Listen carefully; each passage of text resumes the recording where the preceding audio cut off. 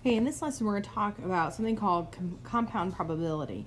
We're going to first look at independent and dependent events, and then we're going to talk about those compound probabilities, and then later on it's going to lead into more complex compound probability. Okay, so a compound event just means that more than one event is taking place, so two or more events. We have two types of events. They can be independent or dependent. Dependent, just like it sounds, depends on what happens on the first event to dictate what happens to the second. Okay, independent means that they stand alone. Okay, one does not affect the other. So here's a couple examples that we just want to decide, are they independent or dependent? So choosing a number tile from 12 tiles and then spinning a spinner. The tiles have no impact on the spinner, so this is an independent. Okay, picking one card from a set of 15 cards, then without replacing the card, pick another. So without replacement means that there's one less card to choose from, so this is a dependent.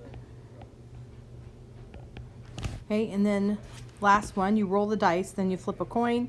The dice and the coin, two different events, they don't affect each other, so this is independent. I want to go back up here to without replacement. If it said with replacement, then those would be independent because we're starting brand new again. One did not rely on the other. When you have independent events, it's usually an and type statement. You're going to multiply your probabilities together. So we'd find the probability of A and the probability of B and multiply them together. This is how it's written, probability of A and B. Okay, so it says a desk drawer contains 5 red pens, 6 blue pens, 3 black pens, 24 silver paper clips, and 16 white paper clips. If you select a pen and a paper clip from the drawer without looking, what's the probability you select a blue pen and a white paper clip? All right, so these are independent. The paper clips and the pens are two different things. So blue pens, we have a total of 6 out of, let's see how many pens we have total.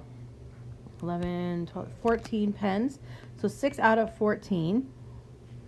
Then we're talking about paper clips. We want a white paper clip. Okay, there are 16 white paper clips out of a total of 40. It's possible.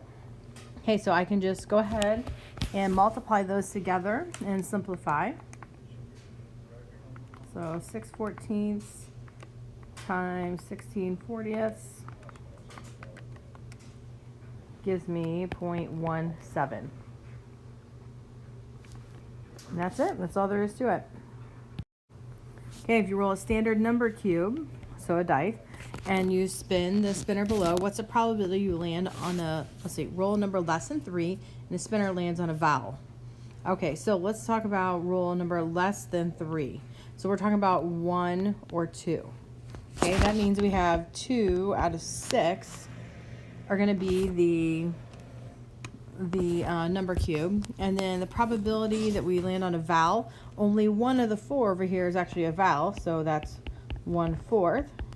So when I multiply that together, 2/24 or 1/12, I can write that as a decimal as well. That would be 0.083 or about 8%. Okay, so the next thing we're going to talk about are mutually exclusive events. That means things that can't happen at the same time. For instance, if you're rolling a dice, you can't get a 2 and a 5 at the same time. Only one side can come up at a time. Okay, when you have mutually exclusive events, then the probability of both A and B equals 0, meaning it's impossible, just like we talked about with the dice. However, we can talk about what if we have the probability of A or B? Like what's the probability of rolling a 2 or a 5? In that case, we're going to find the probability of A and add it to the probability of B. So with or, we have an addition problem. When we had and, we had a multiplication problem. So student athletes at a local high school may participate in only one sport each season. During the winter season, 28% of student athletes play basketball and 24% are on the swim team. What's the probability that a randomly selected student athlete plays basketball or is on the swim team? Okay, so here they can only do one sport. Okay, so they are mutually exclusive. They can't happen at the same time. So we're talking about 28% or 28 out of 100. And we're talking about 24% or 24 out of 100. Now I could have left this as a decimal, 0.28 plus 0.24. that would give me 0.52. Okay, so the probability of a student being either on the basketball team or the swim team, again, the key word there is or, is about 52%. Okay, in the spring season, 15% of the athletes play baseball and 23 are on the track team. So what's the probability of an athlete either playing baseball or being on the track team? So again, we have the 0.15 plus 0.23 gives me 0.38, so about 38%. It's a 38% probability that an athlete was either playing baseball or be on the track team. Okay, in some situations, we have what are called overlapping events, meaning when you look at the two events, sometimes you have results that meet both categories at the same time. Okay, so when you have overlapping events, it says probability of A or B is equal to the probability of A plus the probability of B, but we have to take away the overlapping, meaning we don't want to double count. So for example, on a standard number cube, the event of rolling an even number and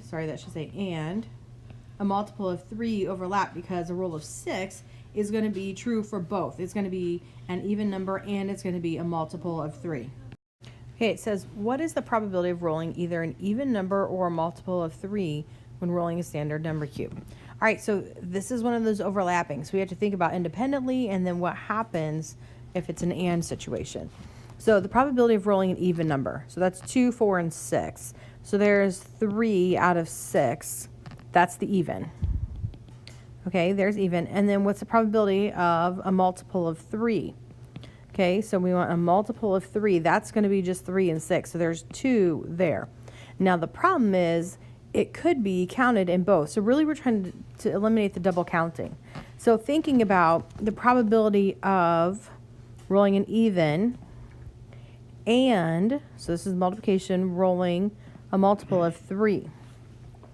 Okay, so now if I simplify that, that is, oops, that should be a minus sign there. That is 6/36, which is the same thing as 1/6. So now I want you to think about this because I think it actually makes a whole lot of sense because 1/6, that means one of the cards is being double counted. All right, so now we have common denominators. So when I add my numerators, I end up with 4/6 or 2/3. So there, 2/3 is my answer. Okay, let's look at the next one. What's the probability of rolling either an odd number or a number less than 4 when rolling a standard number cube? Okay, so probability of rolling an odd, that is going to be 3 out of 6. Okay, let me move that up a second. So odd numbers, 3 out of 6. Okay, or, there's my addition, a number less than 4. So we're talking about 1, 2, and 3. Okay, so 1, 2, and 3, that's 3 out of 6. But I have to take away any kind of double counting. So the probability of rolling an odd, we said was 3/6. A number less than 4 is going to be 3 out of 6. So I went 3, 6, plus 3, 6, minus 3 times 3 is 9, 36. Okay, so if I clean this up, 3, 6 plus 3, 6 minus 1/4. Okay, so we're going to need common denominators, or you can put this into fractions if you. Okay, so now you're going to do some work on those topics, thinking about and or even if there's overlapping events. So again, you have to stop and really kind of think about this, think logically through each of those. I gave you some hints as far as when to use addition and multiplication, but there is a lot of just logic and stopping and thinking about possibilities.